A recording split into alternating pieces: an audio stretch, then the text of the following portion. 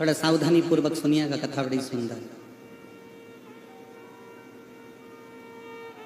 विधु नाम का ग्वाला पूरे गांव की गायों को इकट्ठा करता, पूरे गांव की गौ माता को एकत्रित करता और उनको चराने के लिए जाता। और जब चराने के लिए जाता गायों को, गौ चराने के लिए जब पहाड़ पर्वत पर जंगल में पहुंच जाता, जंगल में पहाड़ पर्वत पर पहुंचने के बाद वो एक जगह पर बैठ जाता और गाय उस जंगल में उस पर्वत पर चरती रहती। अब विधु शिव का बड़ा भक्त था। उसका एक नियम, शंकर जी के मंदिर में जाना, शंकर जी को जल चढ़ाना, शंकर जी को चंदन लगाना, शंकर जी का श्रृंगार करना, शंकर जी का फूल की पंखड़ियों को तोड़कर उस पंखड़ियों से शंकर के शिवलिंग का श्रृंगार करता था।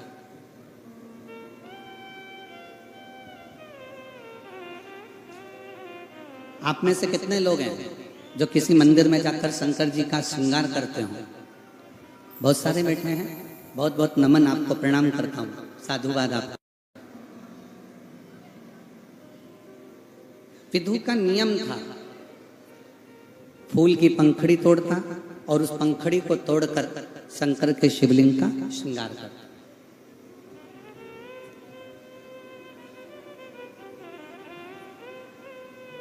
आज विधु गौओं को चराने के लिए गया वन में, और गौओं को चराने के लिए जब विधु गया, उसके गौओं को चराते चराते विधु जब जंगल में पहुंचा, जंगल में पहुंचने के बाद उसकी सारी गौएं तो आ गई, पर विधु की 5 गाय कहीं चली गई और वो गाय किसी सेठ की थी।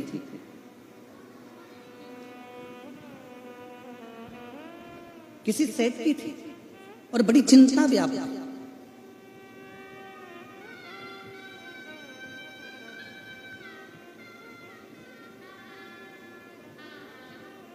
एक व्यक्ति के जीवन में एक बात बड़ी विचित्र होती है, 2 जगह से व्यक्ति पैसे ले लेता है।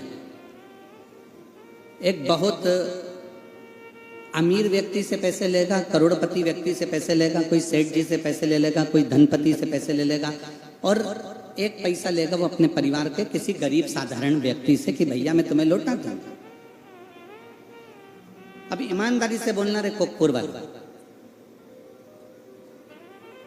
जब उस व्यक्ति के पास में पैसा आएगा तो सबसे पहले वो सेठ जी का लौटाता है कि वो गरीबड़े का लौटाता है? जम के वो ईमानदारी से बोलना, सेठ जी का लौटाता है, क्योंकि रोज सेठ जी के गुंडे, रोज सेठ जी के पहलवान, रोज सेठ जी के कुछ ना कुछ कहने वाले उसके दरवाजे पर आते हैं, उसको डराते हैं, उसको धमकाते हैं, उसको बार बार डराने और धमकाने का प्रयास करते हैं। तो सबसे पहले वो पैसा किसका लौटाता है? जम के बोलो जरा, सेठ। और वो जो गरीब है, वो सब साधारण है, वो इंतजार करता रहता है, मेरा पैसा मेरे सेठ जी देंगे, सेठ जी कब दोगे? बस तेरा पैसा कोई खाके थोड़ी ना बग रहा हूं, दूंगा, आ जान दे, दे दूंगा। भैया कब दोगे? आ जान दे, दे दूंगा। क्योंकि उसमें नम्रता, उसमें विनम्रता। आप मेरा पैसा कब दोगे? मैं दूंगा दूंगा। वो क्रोध नहीं कर रहा है, वो चिड़चिड़ नहीं कर रहा है, वो गुस्सा नहीं कर रहा है, वो अपशब्द नहीं कर रहा है। दूंगा, मैं दूंगा, आएगा दे दूंगा, आएगा दे दूंगा। पर सबसे पहले पैसा लौटाया तो उसने सेठ जी का लौटाया। उसी तरह विधु के मन में ये बात आई कि सबकी गौ माता आ गई, केवल एक सेठ ऐसा है जिसकी 5 गाय रह गई हैं, और वो 5 गाय अगर सेठ जी की लेकर नहीं गया तो फिर तो मेरे प्राण चले जाएं। अगर मैं उन 5 गायों को लेकर नहीं पहुंचा, मैं उन 5 गायों को लेकर नहीं जाता हूं, तो सेठ जी तो मुझे मार डालेंगे। अब करूं तो करूं क्या? और विधु का एक नियम था, शिव जी के मंदिर में रोज जाना, रोज प्रणाम करना, रोज भगवान की भक्ति करना, रोज श्रृंगार करना, रोज जल चढ़ाना, चंदन लगाना, रोज भगवान की अविरल भक्ति में डूबे रहना, विधु का नियम था। अब जब तक गाय मिले नहीं तब तक विधु गांव में जाए। अब विधु ने करा क्या? एक ग्वाला और था साथ में। जितनी गांवों की गाय थी, विधु ने सारी गायों को उस ग्वाले के साथ गांव में भेज दिया। पर विधु 5 गाय को ढूंढने में लग गया। विधु को 1 दिन पूरा लग गया, 2 दिन पूरे लग गए, 3 दिन पूरे लग गए, 4 दिन पूरे लग गए, पर विधु गायों को ढूंढता रहा। अब विधु के मन में ये खलबली हो कि मैं भगवान शंकर का श्रृंगार कैसे करूं, मैं शंकर भगवान की भक्ति कैसे करूं, मैं शिव जी को जल कैसे चढ़ाऊं, मैं शंकर जी को बेलपत्र कैसे चढ़ाऊं, मैं शंकर जी का गुणगान कैसे करूं, मैं शंकर जी को चंदन कैसे लगाऊं। अब विधु के मन में ये भाव उत्पन्न होने लगा कि करूं तो करूं क्या। बैठ गया विधु, 5 गाय को ढूंढता, नहीं मिलती। रोज सवेरे विधु मौन होकर बैठ जाता और मौन होकर बैठा भगवान शंकर की भक्ति में लग गया। हृदय से, मन से भगवान को जल चढ़ाने लगा, मन से भगवान को बेलपत्र चढ़ाने लगा, मन से भीतर के भाव से मन की पूजन करने लगा, मानसिक पूजन करने लगा और शंकर भगवान को जल चढ़ाता, बेलपत्र चढ़ाता, चंदन लगाता। फिर मन में आया मैंने फूल तोड़े हैं, फूल की पंखड़ी में शंकर जी का श्रृंगार कर रहा हूँ, मन से श्रृंगार करता। आज 3 दिन विधु को निकल गए और मन की पूजन कर रहा था, मानसिक पूजन कर रहा था। और 3 दिन निकलने के बाद में क्या हुआ, जंगल में, घने जंगल में एक शेर आ गया, सिंह आया, घने जंगल में शेर आया। और जब घने जंगल में शेर आया, सिंह आया, विधु के पास में, विधु के नजदीक में, विधु के करीब में शेर निकल के जा रहा है और विधु को मालूम ही नहीं कि शेर उसके सामने खड़ा हुआ। शेर उसके सामने खड़ा, ये विधु को नहीं मालूम।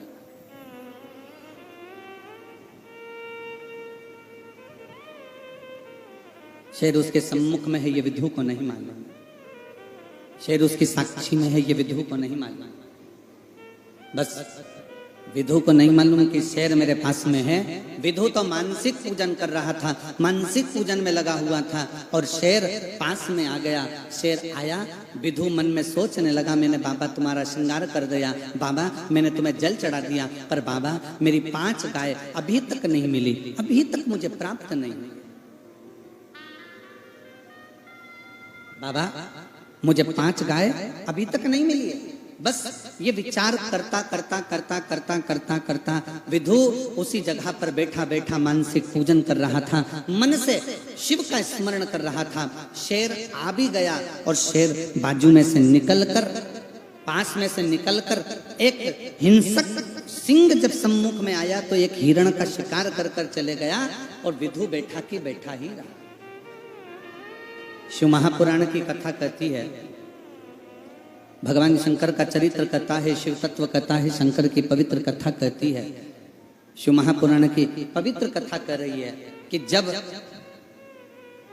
मन की पवित्रता हो जाती है, शिव महापुराण की कथा कहती है जब मन पवित्र हो जाता है, मन की पवित्रता हो जाती है, मन पवित्रता की ओर हो जाता है, तो चाहे दुनिया का कितना भी बड़ा संकट तुम्हारे सामने आकर खड़ा हो, वो संकट अपने आप टल जाता है। ये शिव महापुराण की कथा। शरीर की पवित्रता परमात्मा नहीं देखता है, पर मन की पवित्रता परमात्मा देखता। मन की पवित्रता। और मैंने तेरे ही भरोसे बाबा, तेरे ही भरोसे हवा बिच उड़ती जावांगी, बाबा डोर तो छड़ी ना मैं कटी जावांगी, भोले मैं तेरी पतंग, शंभो मैं तेरी पतंग, हवा बिच उड़ती जावांगी, बाबा डोर तो छड़ी ना मैं कटी। शिव पुराण कहती है, भगवान शंकर का चरित्र कहता है कि अपने मन की पवित्रता को बढ़ाइए, अपने मन की पवित्रता को श्रेष्ठ बनाने का प्रयास करिए, मन की पवित्रता को मूल बनाने का प्रयास करिए। शरीर की पवित्रता से परमात्मा नहीं रिश्ता, पर मन की पवित्रता से परमात्मा रीझ जाता है। मूल है मन की पवित्रता।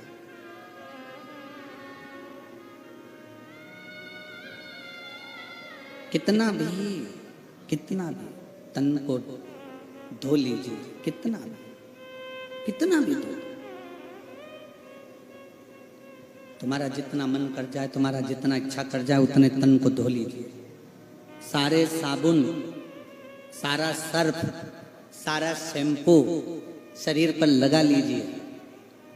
दुनिया का जितना अच्छा ब्यूटी पार्लर मिल जाए, उस ब्यूटी पार्लर में तैयार भी हो जाए। दुनिया के जितने अच्छे कपड़े मिल जाएं, उन कपड़ों को पहन भी लीजिए।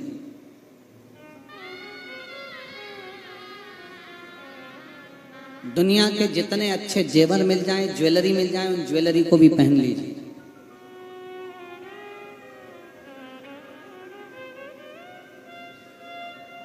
पर ईमानदारी से बोलो, ऊपर जाने पर तुमसे पूछा जाएगा कि कौन से ब्यूटी पार्लर में तैयार हुई थी? कांकेर में, कोकपुर में, भिलाई में, दुर्ग में, रायपुर में, सीहोर में, भोपाल में, कौन से ब्यूटी पार्लर में तैयार हुई थी? ऊपर नहीं पूछा जाएगा। ऊपर यह भी नहीं पूछा जाएगा कि तुम्हारे पास में कौन कौन सी ज्वेलरी है, कौन कौन से आभूषण है, कौन कौन से जेवर तुम्हारे पास में है। ऊपर यह भी नहीं पूछा जाएगा। तुम कितने अच्छे कपड़े पहने हो, कौन सी क्वालिटी के पहने हो, कौन सी ब्रांड के पहने हो, यह भी ऊपर नहीं पूछा जाएगा। परशु महापुराण की कथा कहती है, ऊपर यह भी नहीं पूछा जाएगा कि तू कितना रोया और कितना हंसा। ऊपर यह भी नहीं पूछा जाएगा कि तूने कितना कितना धन कमाया और कितना धन गमाया। पर ऊपर यह जरूर पूछा जाएगा कि मैंने तुझे मनुष्य का शरीर दिया था, तूने पृथ्वी पर जाकर कौन सा अच्छा कर्म करा जिसके बल पर तू परमात्मा के दरवाजे पर खड़ा हो गया। यह जरूर पूछा।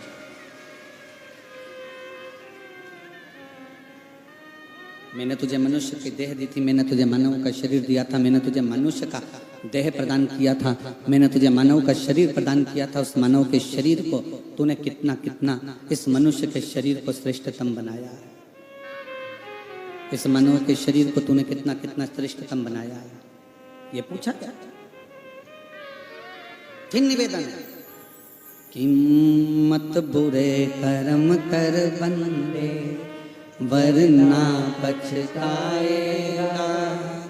भगवान की आंखों से तू बच नहीं पाएगा, तू बच नहीं पाएगा।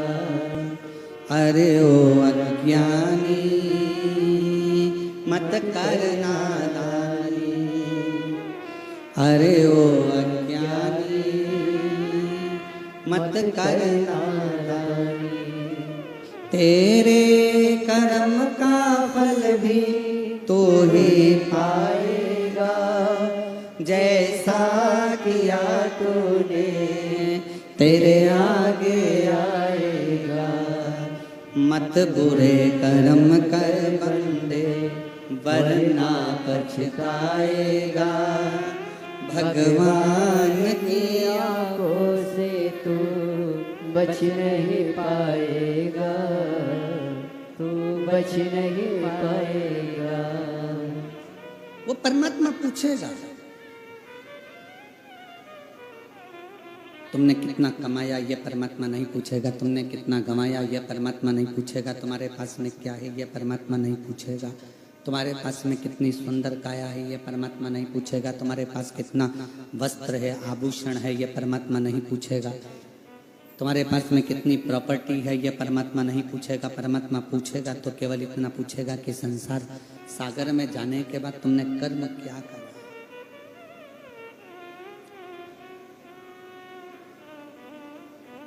इस पृथ्वी पर आए, तुमने अपनी जिंदगी कैसे जी।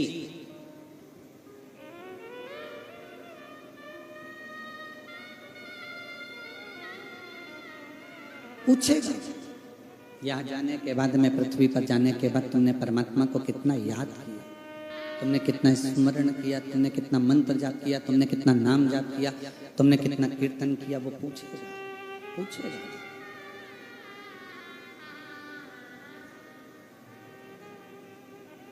शिव महापुराण की कथा कहती है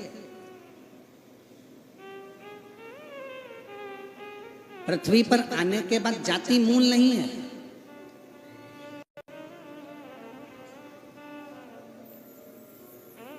ये जातियों में विभाजन तो आज की राजनीति ने कर दिया।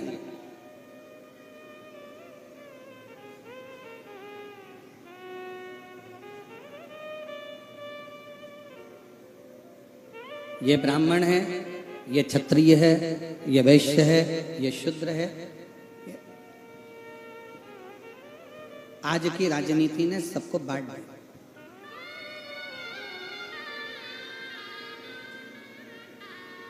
जाति मूल नहीं है, हालात मूल नहीं है और रूप मूल नहीं है।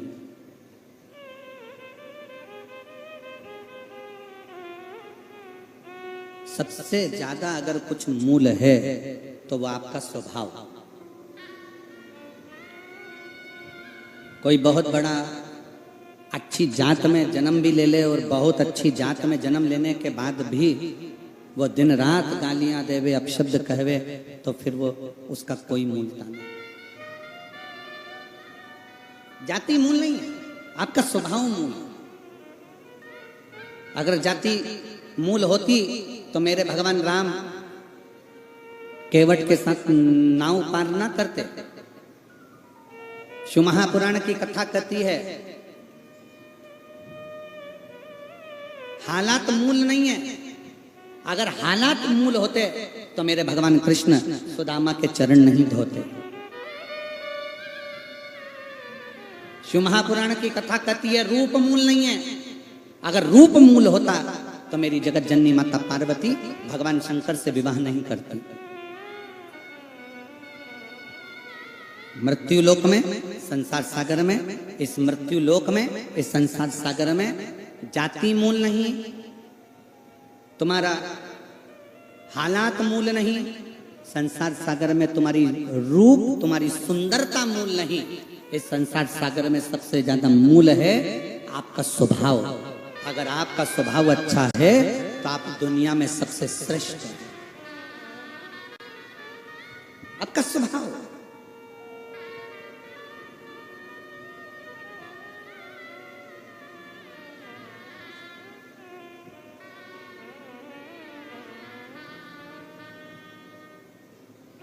मेरे राम जी महाराज का स्वभाव निर्मल था।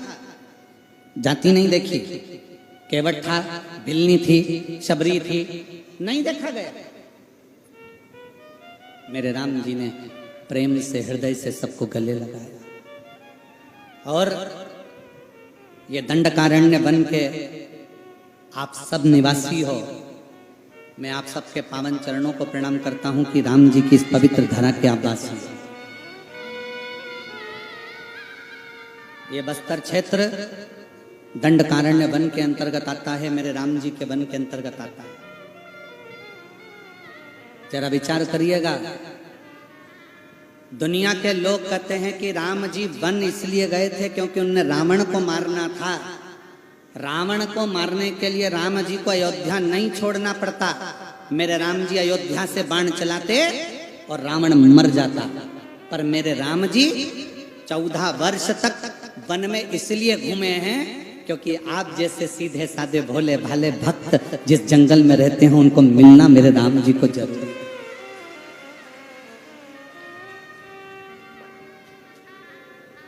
मेरे राम जी को आपसे मिलना था।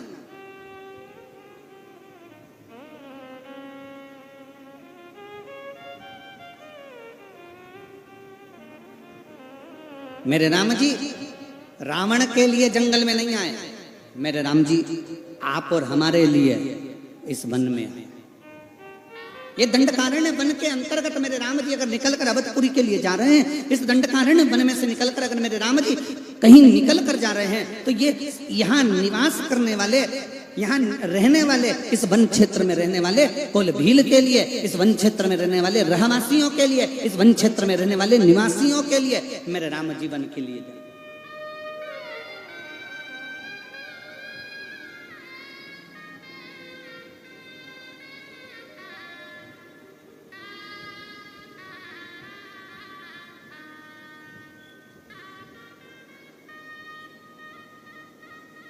शायद। और एक बात आज इस कांकेर कोकपुर की भूमि पर कहना चाहेंगे। ए मेरी कोकपुर की जीजियों, मेरे कोकपुर के जीजाओं, मेरी बेटियों बेटाओं, मेरी माताओं, मेरे भाई, मेरी बहन, मेरे बुजुर्ग बंधु, जितने कोकपुर के रहवासी हैं, आज इस कांकेर की भूमि पर कहना चाहेंगे कि पूरे भारत में जगह जगह प्रदेशों में कथा करी, छत्तीसगढ़ में भी बहुत कथा करी, मध्य प्रदेश में, उत्तर प्रदेश में, गुजरात में, राजस्थान में, हिमाचल में, उत्तरांचल में, ऐसा कोई क्षेत्र नहीं बचा, पंजाब, हरियाणा, राजस्थान, सारे क्षेत्रों में कथा करी, महाराष्ट्र आदि आंध्रा, सब दूर कथा करी। छत्तीसगढ़ में भी कई बार कथा करने आए, ऐसा नहीं कि छत्तीसगढ़ में कथा करने नहीं। पर एक बात कहना चाहेंगे, जितनी सरलता, जितनी सहजता और जितनी निर्मलता इस कांकेर और कोकपुर में देखने को मिली, वैसी छत्तीसगढ़ में कहीं देखो।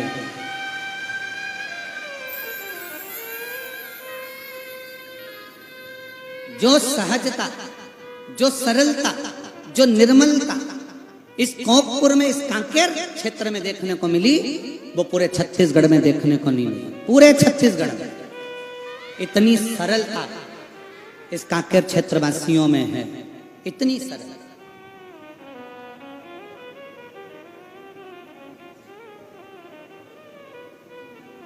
इतनी नम्रता मेरी बहनों की, इतनी नम्रता मेरे भाइयों की, इतनी सहजता मेरी बेटियों की, मेरे बेटों की, जो इस क्षेत्र में देख। इसीलिए मुझे लगता है कि मेरे राम इस दंडकारण्य वन में क्यों आए।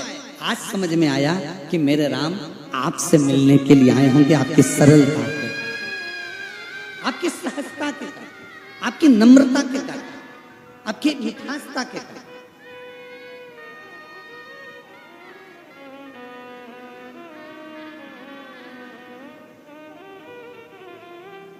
और आज फिर एक और बात कहना चाहूंगा। कई लोग कह रहे थे गुरुजी हमारे इस कांकेर क्षेत्र में, कोकपुर साइड में बहुत भालू हैं, बहुत चीता भी हैं, टाइगर भी है, ये भी है, हाथी भी है, वो भी है, खूब है गुरुजी। तो आज मन में भाव आया कि देखो इन जीव जानवरों को अगर रायपुर भेज दिया जाए तो लोग इनको निपटा दें, लोग इनको मार दें। पर वो जानवर भी, वो जीव जंतु भी इस कांकेर में, इस कोकपुर में अपने आप को सुरक्षित महसूस करते हैं कि यहां हम सुरक्षित हैं, यहां हम सुरक्षित हैं, ये हमारी सुरक्षा है। क्योंकि यहां की सहजता, सरलता, निर्मलता बहुत है। और मुझे लगता है कि ये जो जंगल में रहने वाले भीलवासी हैं या आदिवासी हैं या अन्य हैं, मैं कहता हूं आप जिस शंकर भगवान की बूढ़ा महादेव की पूजन करते हो ना, आप जो बूढ़ा महादेव को मानते हो ना, आप बूढ़ा देव को मानते हो ना, ये बूढ़ा देव कोई दूसरा नहीं, मेरा शंकर, मेरा महादेव है। उसी महादेव की कृपा पूरे भील आदिवासियों पर, पूरे वन क्षेत्र के निवासियों पर बूढ़ा महादेव की, बूढ़ा देव की कृपा है पूरे क्षेत्र को। ये शिव की उदाहरण, ये शंकर की,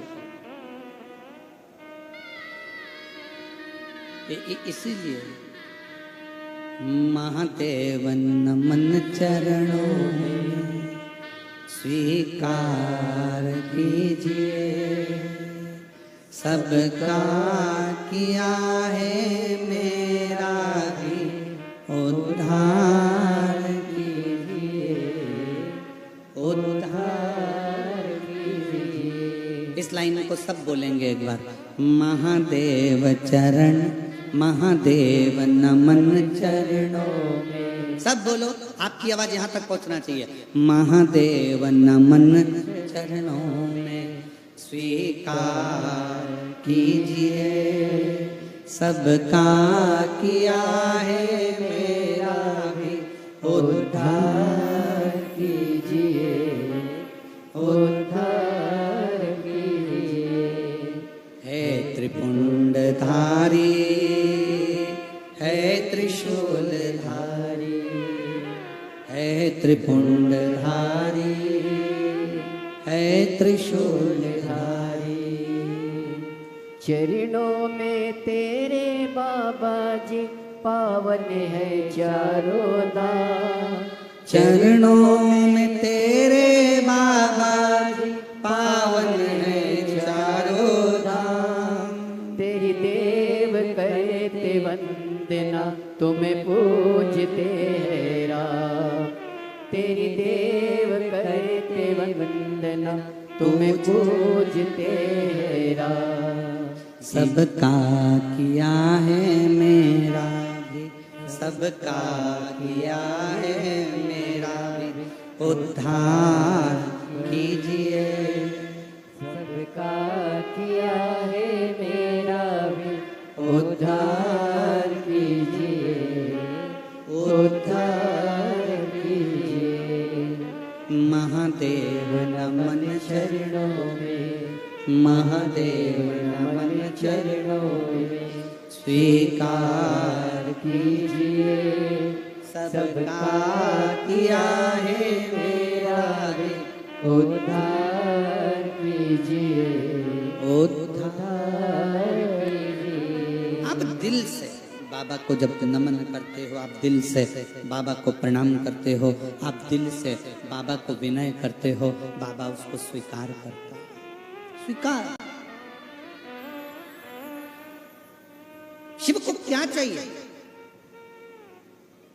शंकर को क्या चाहिए? शिव क्या मांगते हैं तुमसे? शिव क्या पाना चाहते हैं तुमसे? शिव क्या लेना चाहते हैं तुमसे? केवल जाति मूल नहीं, हालात मूल नहीं, और रूप मूल नहीं, मूल है तुम्हारा स्वभाव। सबसे मूल है आपका स्वभाव। एक बात बताओ, नमक में चींटी होती है क्या? जम के तो बोलो जरा। नहीं। शक्कर में होती है। शक्कर छुपा के रख दो, चींटी आएगी कि नहीं आएगी? गुड़ को छुपा के रख दो, चींटी आएगी कि नहीं आएगी? कांकेर वालों से छुपा के कोकपुर में कथा हो रही थी। जब हम यहाँ पर कथा करने आ रहे थे ना, एयरपोर्ट पर जब उतरे तो वहां पर कुछ लोगों ने पूछा कथा कहाँ पर है? हमने कहा कोकपुर में। कहे कोकपुर कहाँ है? हमने कहा कांकेर में। क्या कांकेर? हमने कहा छत्तीसगढ़ में। अच्छा, बस्तर क्षेत्र में? हमने कहा। अच्छा, जम के बोला वो, बस्तर क्षेत्र में। हमने कहा वो कहा वहां शिव भक्त हैं कथा सुनने वाले? हमने कहा अभी तो हम खुद ही नहीं गए, हम जब जाएंगे तब मालूम पड़ेगा कि है कि नहीं है। और आज मैं टीवी चैनल के माध्यम से, आस्था चैनल के माध्यम से, फेसबुक यूट्यूब के माध्यम से कहना चाहूंगा कि इस जंगल के क्षेत्र में भी लाखों शिव भक्त इन पंडालों में भरे पड़े हुए, लाखों शिव।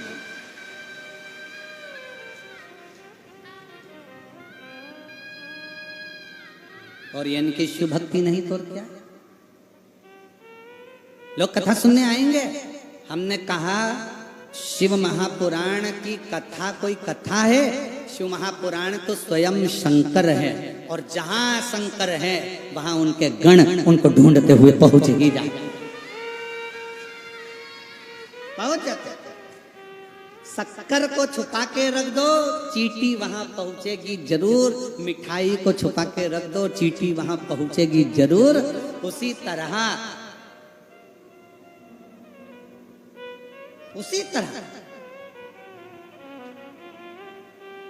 जैसे एक बछड़े को गाय चराने वाला अपने घर पर छोड़कर चले जाए और गाय को लेकर जंगल में चले जाए, और गाय जंगल में जाए और गाय को वहां छोड़ दिया जाए, गाय अपने बछड़े को ढूंढती ढूंढती ढूंढती ढूंढती उस गांव तक, उस घर तक पहुंच जाती है। उसी तरह शिव महापुराण के जो भक्त होते हैं वो शंकर को ढूंढते ढूंढते शिव महापुराण तक पहुंच ही जाए, पहुंच जाए। अब जरा विचार करिएगा, आप शंकर भगवान को ढूंढते ढूंढते कोकपुर तक आए हो, तो भोलेनाथ भी तो तुम्हें ढूंढते ढूंढते काकेर तक आएंगे। ये है कहाँ? कहाँ गई बिमलाबाई, कमलाबाई, राम किशन, भानु प्रताप कहाँ है? कथा सुनी थी कोकपुर में बैठकर, शिव महापुराण की कथा का श्रवण किया था। जैन साहब कथा कराए, सारे शिव भक्तों ने श्रवण करा। किसी ने बिस्कुट खिलाया, किसी ने टॉफी खिलाई, किसी ने पानी पिलाया, किसी ने भोजन कराया। सब ने एक एक अन्न का दाना भी लाकर दान दिया है। कहीं ना कहीं मुख झूठा कराया है। मेरा शंकर भी ढूंढते ढूंढते तुम्हारे दरवाजे पर लक्ष्मी को लेकर पहुंच जाएगा, पार्वती को लेकर पहुंच जाएगा। बोल बम का नारा है। इतना धीमा बोलोगे तो कल्याण तुम्हारा। जम के जरा बोल बम का नारा है। सारी समस्या का हल। कोई लेट बनता है, कोई जल्दी बनता है। शंकर को जल चढ़ाने वाला एक दिन से जरूर बनता। शिव तत्व को जाना, शंकर को।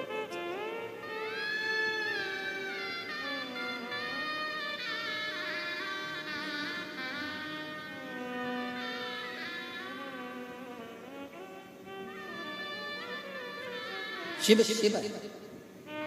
और वो कहे भोले बाबा ने ऐसा बजाया डमरू, बजाया डमरू, सारा कैलाश पर्वत मगन हो गया। भोले बाबा ने ऐसा बजाया डमरू, हाँ बजाया डमरू, सारा कैलाश पर्वत मगन हो गया। सारा कैलाश पर्वत मगन हो गया। सारा कैलाश पर्वत मगन हो गया। सारा कैलाश पर्वत मगन हो गया। सारा कैलाश पर्वत मगन हो गया। मेरे बाबा ने ऐसा बजाया डमरू, बजाया डमरू, सारा कैलाश शंभो।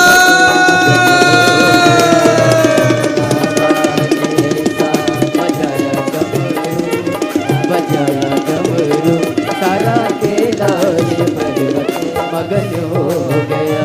भोले बाबा ने ऐसा बजाया डमरू, बजाया डमरू, सारा कैलाश पर्वत मगन हो गया।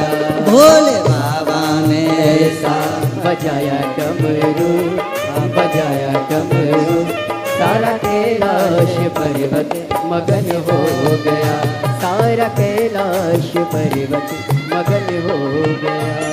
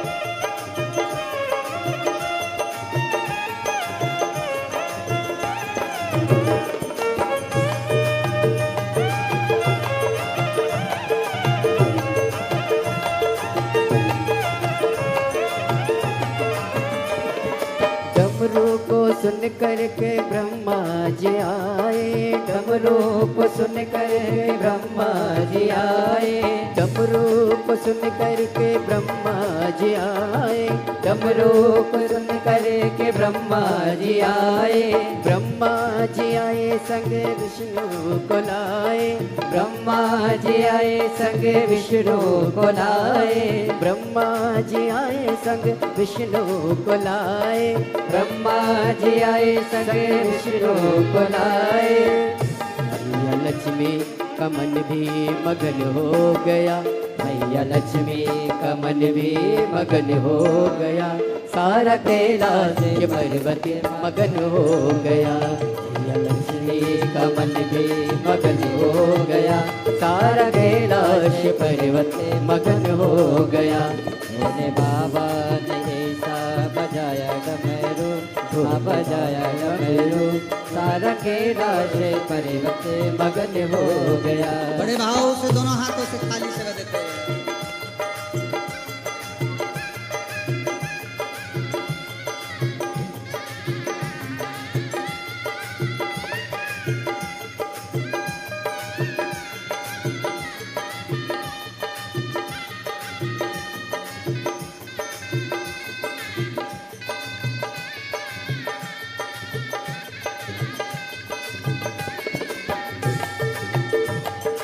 जय हो।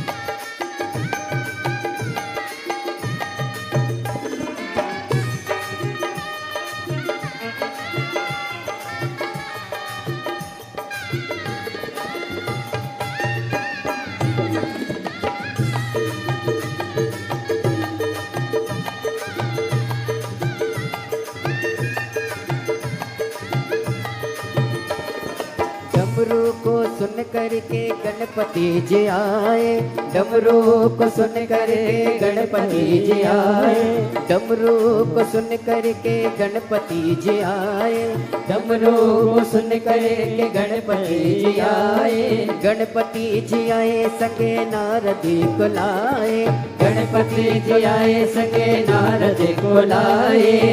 वहाँ अम्बे का मन भी मगन हो गया, वहाँ अम्बे का मन भी मगन हो गया, सारा कैलाश पर्वत मगन हो गया, सारा कैलाश पर्वत मगन हो गया। भोले बाबा ने ऐसा बजाया डमरू, बजाया डमरू, सारा कैलाश पर्वत मगन हो गया, सारा कैलाश पर्वत मगन हो गया, सारा कैलाश पर्वत मगन हो गया।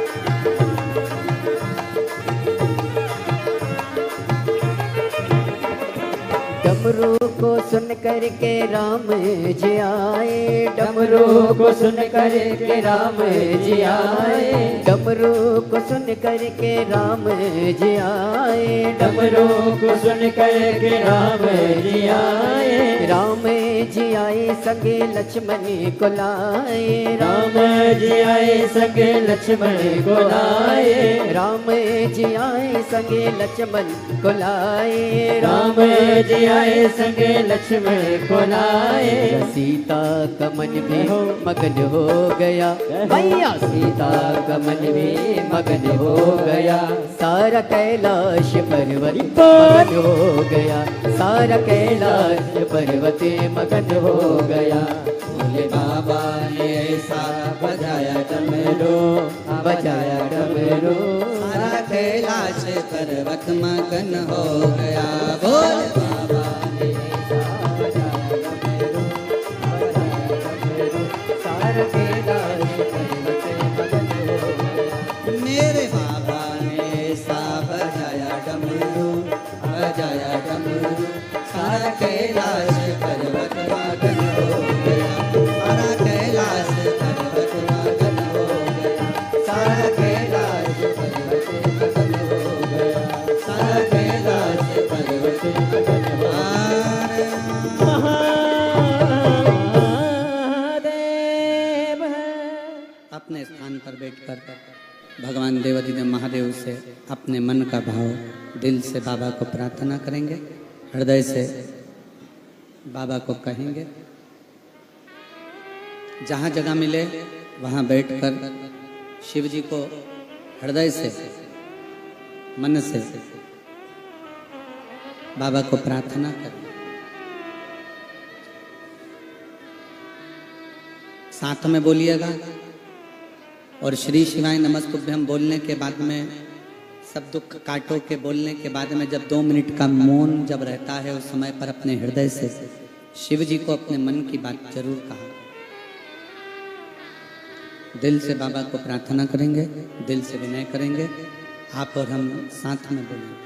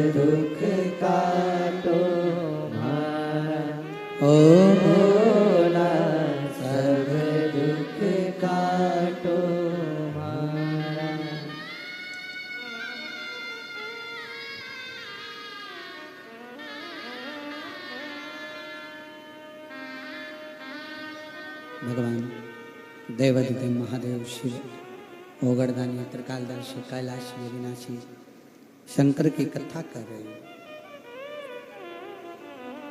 शिव आपके हृदय की पवित्रता देखते हैं। शरीर की पवित्रता से नहीं, मन की पवित्रता से शंकर को पाया जा सकता है। मन की पवित्रता से।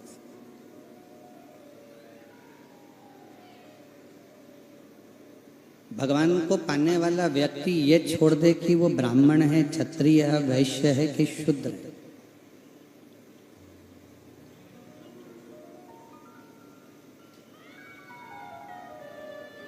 शिव महापुराण की कथा दो चीज कहती है, एक भजन सामूहिक हो, एक भोजन सामूहिक।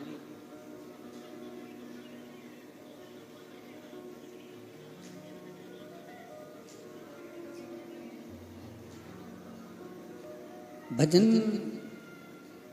साथ में बैठकर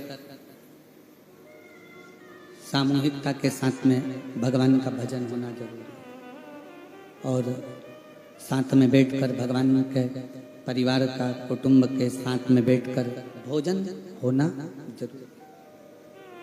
भोजन भी सामूहिक हो और भजन भी सामूहिक हो।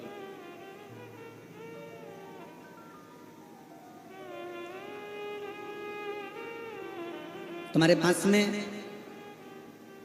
अगर कहीं शिव का मंदिर हो, शिवालय हो, शंकर का द्वारा हो, शिवालय हो, तो मेरा मोहल्ले में रहने वाली माताओं से निवेदन है कि हफ्ते में एक दिन ऐसा निकाला करो, या तो सोमवार या कोई दिन ऐसा निकाल कर, रविवार, शनिवार, कोई भी दिन निकाल कर मंदिर में बैठकर 2 मिनट, भले 5 लोग हों, 4 लोग हों, 3 लोग हों, सामूहिक में बैठकर, एक साथ बैठकर श्री शिवाय नमस्तु, श्री शिवाय नमस्तु, सामूहिक बैठकर भगवान का भजन किया करो। सामूहिक बैठकर।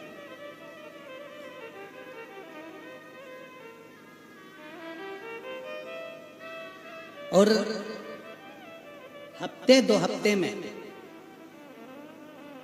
महीने भर में एक दिन ऐसा बनाओ, अगर मेरा भोलेनाथ तुम्हारी नहीं सुन रहा है तो 1 लोटा जल, 1 दुर्वा और 1 बेलपत्र, ये 3 चीजें लेकर जाओ। क्या क्या ले जाना है, जम के बोलो जरा। 1 लोटा जल, 1 जम के दुर्वा और 1 बेलपत्र, 3 चीजें लेकर जाओ। और 3 चीजों को सबसे पहले जो लोटा भर के जल लेकर गए हो, वो गणेश जी का स्थान जानते हो ना सब लोग, अशोक सुंदरी के पास में जो गणेश जी का स्थान है। जैसे ये जलाधारी है, ये शिवलिंग है, बीच में अशोक सुंदरी है, ये गणेश जी का, थोड़ा रिटर्न बढ़ा बेटा, ये गणेश जी का स्थान है, ये षडानंद कार्तिकेय का स्थान है। समझना जरा अच्छे से समझ लीजिएगा। शिवलिंग, जलाधारी, अशोक सुंदरी, गणेश जी, कार्तिकेय। 1 लोटा जल जब चढ़ाओ तो पहले गणेश जी का स्थान, फिर कटी भाग, फिर शिवलिंग। समझ में आ गया? गणेश जी का स्थान, कटी भाग, जलाधारी, फिर शिवलिंग। दुर्वा गणेश जी के स्थान पर समर्पित कर दो, और बेलपत्री अशोक सुंदरी वाली जगह पर समर्पित कर दो। ये 3 चीजें अगर आप 2 हफ्ते में, 1 महीने में अगर एक बार भी अगर करते हो तो देवाधिदेव महादेव आपकी मन की कामना पूर्ण जरूर करते हैं, ये निश्चित। उसका एक पत्र इसका आया है, बड़ा सुंदर है, देखिए।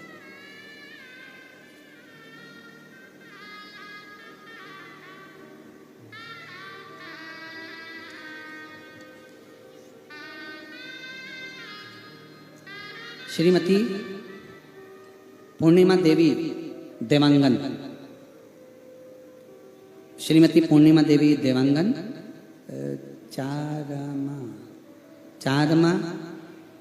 चारमा ही है ना, चारमा जिला कांकेर, छत्तीसगढ़ की रहवासी हैं। कहीं बैठी हो तो हाथ हिला सकती हैं। श्रीमती पूर्णिमा देवी देवांगन आई हैं, आ जाइए, बेलपत्र ले जाना, आ जाए। चारमा जिला कांकेर, छत्तीसगढ़ से हूँ। मैं बहुत पीड़ित थी गुरुजी, मैं क्या वर्णन करूं। 2022, 2023, 2024 मुझे ऐसी बीमारी हो गई कि मैं बहुत डर गई। मेरी किडनी में सूजन हो गई, मेरी किडनी खराब हो गई, जिसका मैं इलाज करवाती रही। रायपुर, धमतरी, बहुत इधर उधर भटकती रही, पर डॉक्टरों ने मुझे डायलिसिस पर डाला। डॉक्टरों ने कह दिया कि डायलिसिस करना पड़ेगा। अब मेरी किडनी काम नहीं कर रही है, दोनों किडनियों ने काम करना बंद कर दिया। डॉक्टर मुझे डायलिसिस के लिए बोल दिया। मैं घबरा गया। किसी के कहने पर मैंने पहली बार शिव महापुराण की कथा सुनी। गुरुदेव, मैं आप पर भी भरोसा नहीं करती थी और शंकर पे भी भरोसा नहीं करती थी, क्योंकि मुझे विश्वास नहीं था गुरुजी पर। किसी के कहने पर पहली बार मैंने टीवी चालू करी और आस्था चैनल पर आपकी शिव महापुराण की कथा सुनी। मुझे मालूम नहीं था कि शंकर भगवान का एक लोटा जल इतनी कृपा करता है। शिव जी पे जल चढ़ाती, उस जल को लेकर आकर पी लेते। गुरुजी, किसी के कहने पर मैंने सीहोर का रुद्राक्ष लेने भेजा और वहां से रुद्राक्ष मंगवाकर तांबे के कलश में गलाकर उसको शिव जी पे चढ़ाकर पानी पीने लगी। पूरा विश्वास मुझे मेरे शंकर जी पर हो गया कि मेरी किडनी काम करेगी, क्योंकि आप कथा में चिल्ला चिल्ला कर कहते हो कि बाबा पर एक लोटा जल चढ़ाकर देखो, बाबा तुम्हारा हाथ पकड़ेगा और तुम्हें पार जरूर लगाएगा। और वही मैंने पाया। दूसरी बार मैं रायपुर में जांच कराने के लिए गई और जांच कराने पर मुझे पता चला कि मेरी किडनी ने काम करना चालू कर दिया और मेरा डायलिसिस नहीं होगा। अब मेरी दोनों किडनियां काम कर रही है और मैं पूर्ण तरह से स्वस्थ हूँ। मैं बाबा को यहाँ प्रणाम करने के लिए आई हूँ। श्रीमती पूर्णिमा देवी देवांगन, चारमा, जिला कांकेर, छत्तीसगढ़ की रहवासी हैं। एक बार जोरदार ताली बजाकर। शिव तत्व किसको कहते हैं? शंकर की कथा किसको कहते हैं? शिव की उपासना किसको कहते हैं? शिव आराधना किसको कहते हैं? आप जब भगवान शंकर से अपने मन का भाव कहेंगे, जब शिव जी को अपने मन के भाव व्यक्त करेंगे, तो ये निश्चित है कि शिव उसको स्वीकार जरूर करेगा, शंकर सुनेगा जब। एक पत्र और है।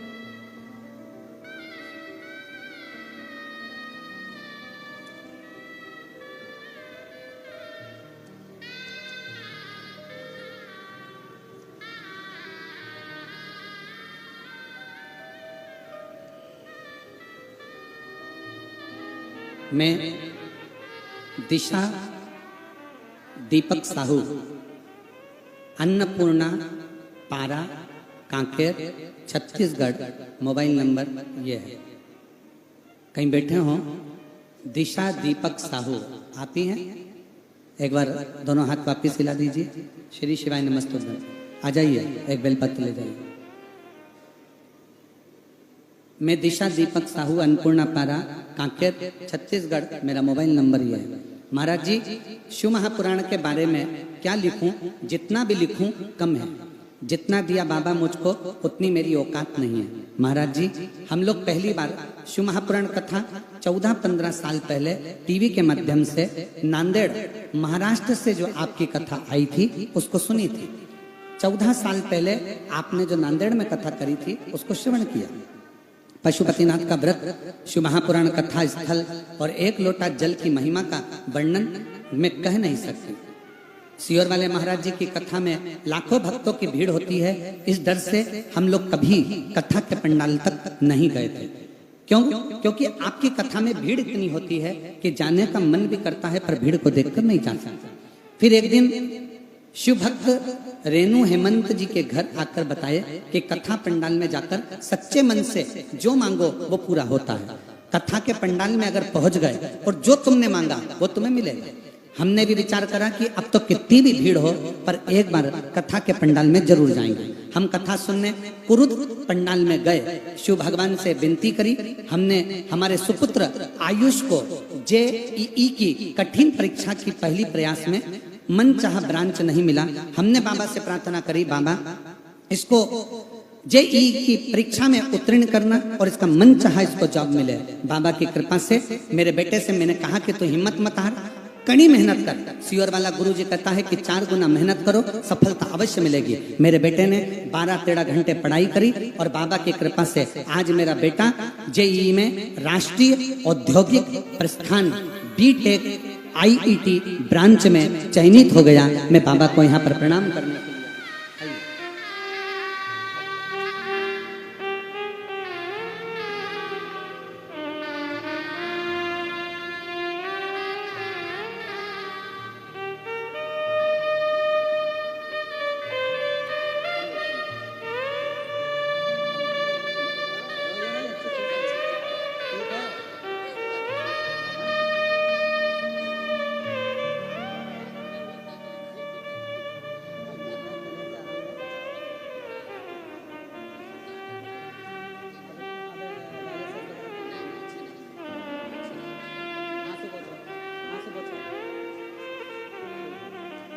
डॉक्टर डायलिसिस का बोल दिया था, दोनों किडनियों ने काम करना बंद कर दिया था और वापिस शिव का चढ़ा हुआ जल पीना चालू करा।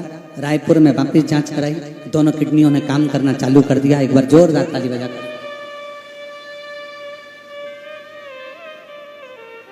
शिव कथा, शिव महापुराण की कथा कहती है आपका विश्वास सबसे मूल, सबसे ज्यादा मूल है आपका भरोसा, आपका विश्वास, आपकी दृढ़ता।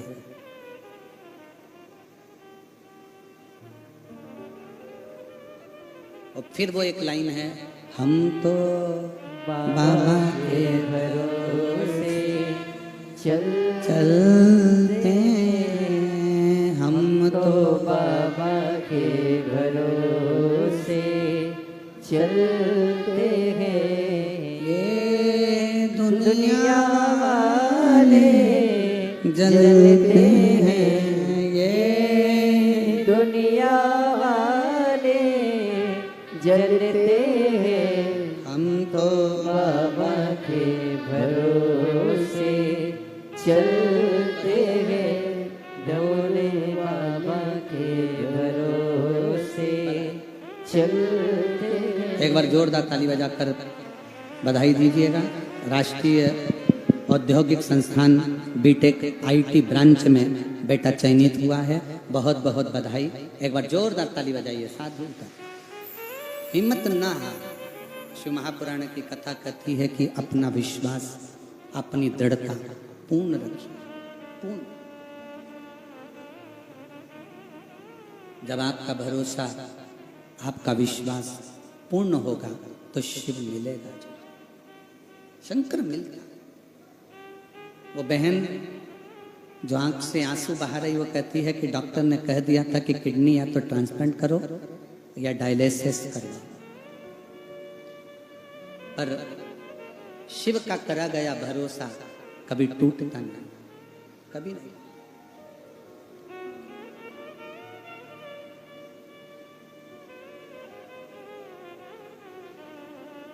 शिव तुम्हारा रूप देखकर, शिव तुम्हारा हालात देखकर, शिव तुम्हारी जाति देखकर कभी तुमसे नहीं रिश्ता। कोई महाविद्वान, एक कथा आती है,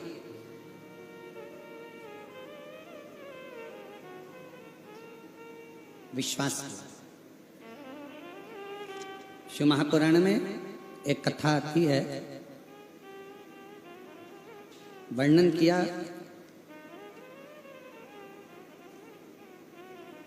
काशी में, काशी के पास में एक पनिहारा रहता था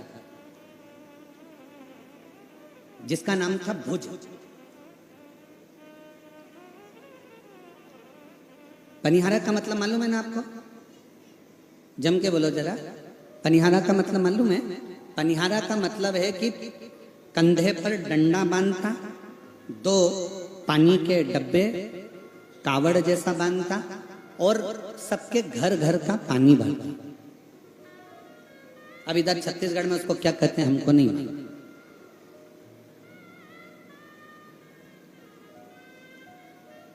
देखा है आप लोगों ने कि नहीं देखा है? एक लंबा सा डंडा, उसमें 2 डब्बे बंधे हैं, उसमें पानी भरता, घरों का वो पानी भरता फिरता। जो उसको पैसा देता उसके घर में वो पानी डालता, भर के लाता, पनिहारा। उसका नाम था भुज।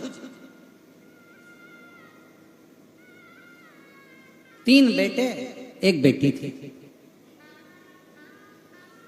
बड़ा सहज सरल, बच्चे छोटे छोटे थे, परिवार का भरण पोषण करता, परिवार को संभालता, सुबेरे से लेकर रात तक मेहनत करता, 24 घंटे मेहनत करने में लगा रहता, 12-12, 18-18 घंटे मेहनत करता, तब जाकर एक समय का भोजन लेकर आता।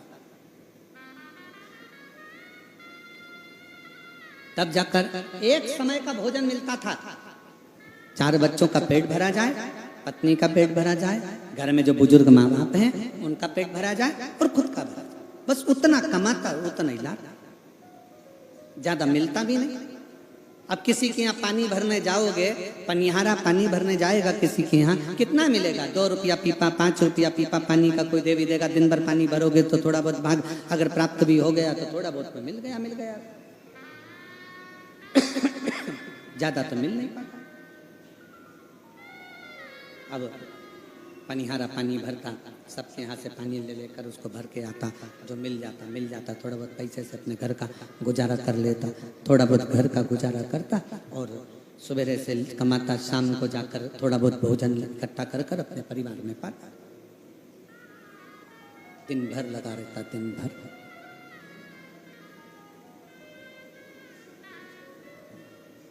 भुज को मालूम पड़ा कि उसके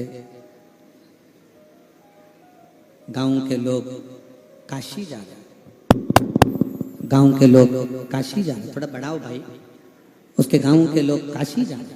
भुज को मालूम पड़ा, विचार करा कि मैं आज तक काशी नहीं गया, भले मेरे नजदीक में काशी है पर मैं नहीं गया क्योंकि मेरे पास में इतना धन ही नहीं है कि मैं जा सकता।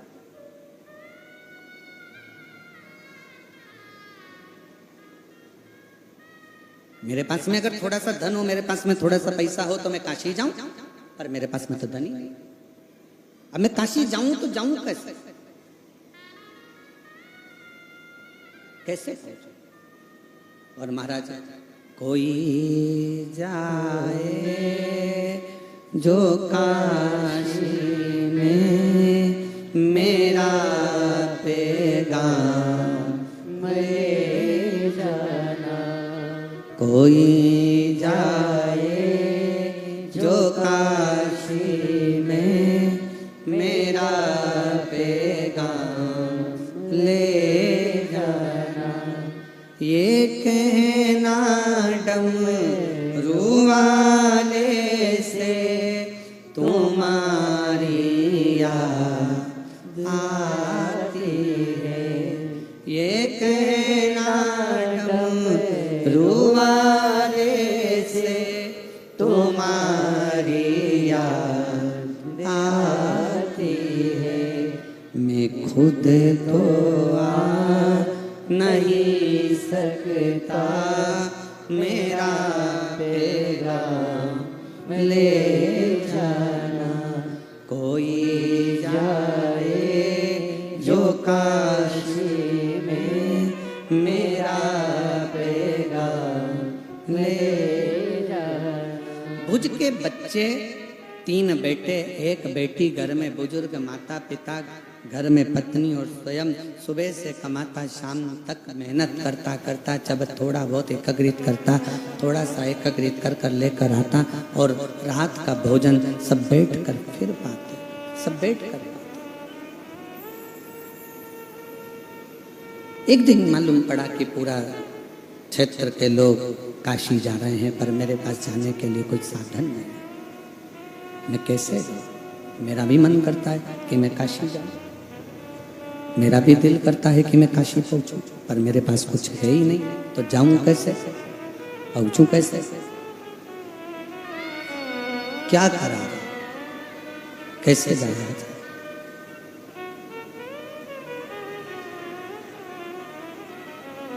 गांव के लोगों ने कहा एक काम करो भुज,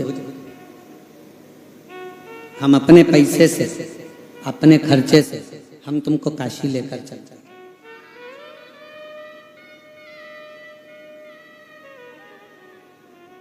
अपने पैसे से ले चलते हैं, अपने खर्चे से ले चलते हैं। आप चलो हमारे साथ। मैं चल तो चलूंगा, पर मेरे जो बच्चे हैं, 4 माता पिता हैं, पत्नी है, क्या खाएंगे? दिन भर कमाता हूं, रात्रि के समय पर थोड़ा सा धन लाता हूं, और वो धन लाकर अन्न खरीद कर अपने बच्चों का, पत्नी का, परिवार का भरण पोषण करता हूं। शिव महापुराण की कथा कहती है,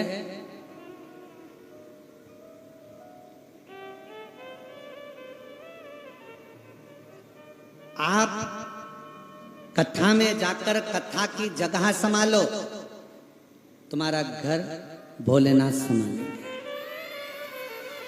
शिव संभालेंगे।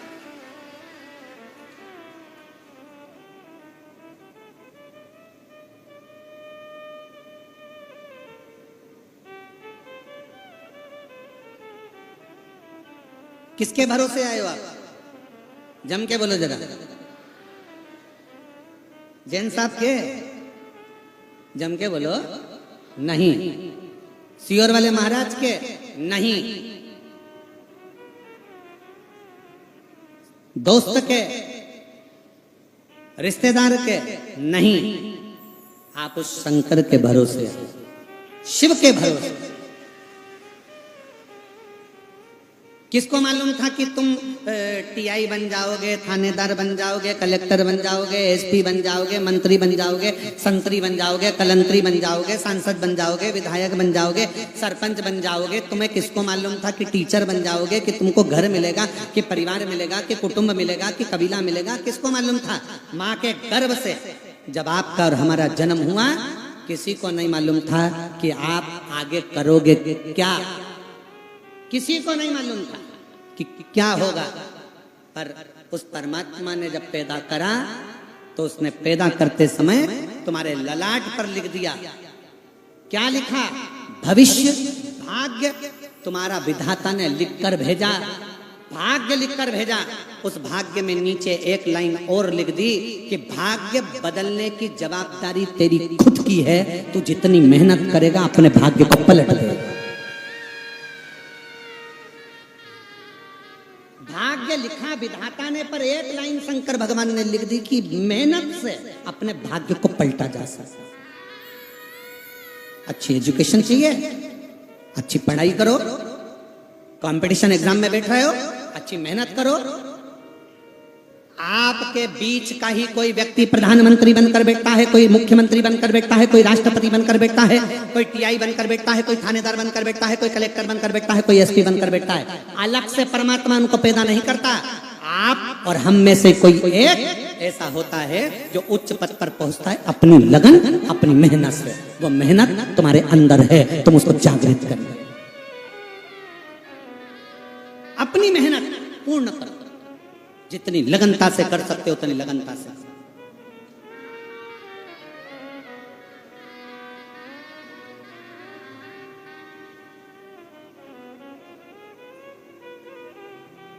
जैन साहब ने जब कथा ली, देव कुमार जी जैन सीहोर पहुंचे, कुबरेश्वर धाम। जब उन्होंने कथा ली तो वहां से कहा गया कि कोकपुर छोटा सा क्षेत्र है, कैसे व्यवस्था करोगे? एक काम करो, 5 दिन की कथा ले लो, 3 दिन की ले लो, 4 दिन की ले लो। पर मैं देव कुमार जी जैन जी को धन्यवाद देता हूँ, वो अपनी बात पर अटल रहे और उन्होंने कहा नहीं, हमको 7 दिन कथा। हमारा बाबा तो पूछा कथा कौन कराएगा? तो देव कुमार जैन जी, मैं आपकी इस बात के लिए धन्यवाद देता हूँ कि आपने कह दिया कथा स्वयं महादेव कराएंगे, और वो हुआ। कथा कौन कराता है, कौन करता है और कौन सुनता है? सियोर वाले महाराज की सामर्थ्यता नहीं है कि इस व्यासपीठ पर बैठकर एक शब्द बोल ले। आपकी सामर्थ्यता नहीं है कि आप एक जैसे सुबह 9 बजे, 10 बजे, 8 बजे आप आकर बैठते हो और शाम के 6 बजे तक कथा का इंतजार करते हो। एक जैसे बाथरूम के लिए नहीं जाते, जगह चली जाएगी। ज्यादा नहीं खाते क्योंकि जगह चली जाएगी। एक जैसे बैठकर जगह संभालते हो, एक जैसे बैठे रहते हो।